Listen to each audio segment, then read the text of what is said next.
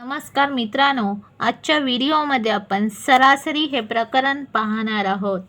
सरासरी काढण्याचे सूत्र सरासरी बरोबर एकूण घटकांची बेरीज भागिले एकूण घटक। प्रश्न पहिला बघा, 6 क्रमगत विषम संख्यांची सरासरी 48 आहे, तर त्यापैकी सर्वात मोठी संख्या कोणती? मित्रांनो, हे उदाहरण सोडवायचं कसं ते बघा। हे उदाहरण आपण ट्रिकनुसार सोडवणार आहोत। मित्रांनो, सरासरी इथे दिलेली आहे, 48 आहे। बघा, आपल्याला मोठी संख्या काढायची आहे, सर्वात मोठी संख्या काढायची आहे। मग ट्रिक मी तुम्हाला सांगत आहे। सर्वात मोठी संख्या सरासरीपेक्षा मोठी असते। सर्वात मोठी संख्या सरासरीपेक्षा मोठी असते, म्हणून प्लस करावे। आता काय प्लस करायचं ते बघा। प्रथम सरासरी 48 लिहून घ्यायची, त्यामध्ये प्लस करायचं आहे। काय प्लस करायचं? 6 मधून 1 वजा करून किती राहील? 5। 6 मधून 1 वजा केले 5। मग सरासरीमध्ये आपल्याला 5 ला मिळवायचे आहे। 48 आणि 5 किती होईल? 53। म्हणून या प्रश्नाचं उत्तर आले 53, ऑप्शन क्रमांक 3। काय ट्रिक सांगितली की सर्वात मोठी संख्या ही सरासरीपेक्षा मोठी असते, म्हणून सरासरीमध्ये प्लस करायचे। काय प्लस करायचे? तर 6 मधून 1 वजा करून राहिलेले 5 सरासरीमध्ये मिळवले, उत्तर आले 53, ऑप्शन क्रमांक 3।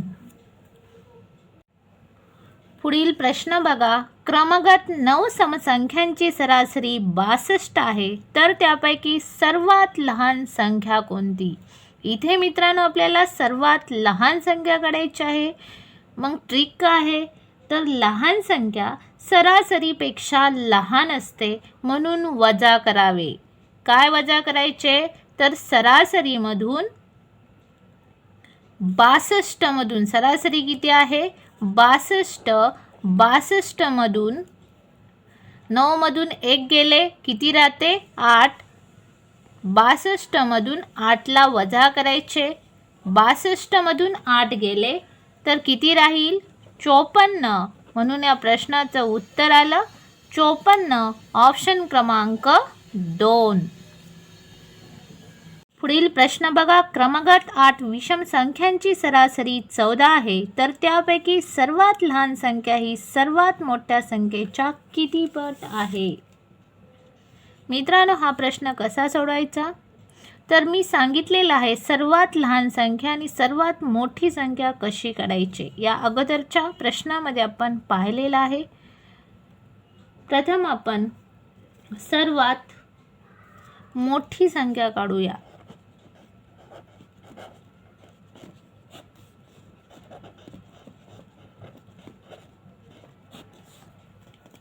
सर्वात लहान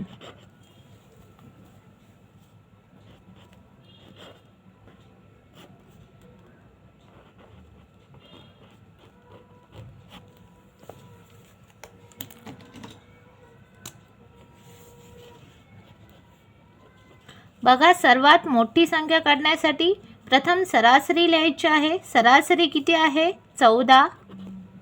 लहान संख्या काढण्यासाठी सुद्धा सरासरी लिहायची आहे 14। आता सर्वात मोठी संख्या ही सरासरीपेक्षा मोठी असते, म्हणून आपण प्लस करायचे आहे।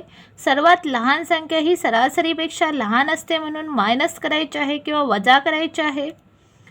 आता इथे काय प्लस करायचे? तर 8 मधून 1 वजा करून प्लस करायचे। 8 मधून 1 गेले तर किती राहील? 7। इथे काय मायनस करायचे? तर 8 मधून 1 गेले तर किती राहील? 7। म्हणून इथे सुद्धा 7 ला वजा करायचे आहे। बघा 14 अधिक 7 21, 14 वजा 7 7 होईल.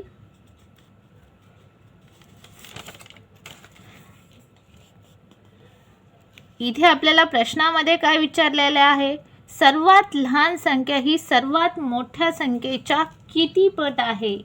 मग मला सांगा सर्वात लहान संख्या किती आहे, 7 आहे. 7 ही मोठ्या संख्येच्या किती पट आहे, तर 7 त्रिक 21 म्हणून 3 पट आहे.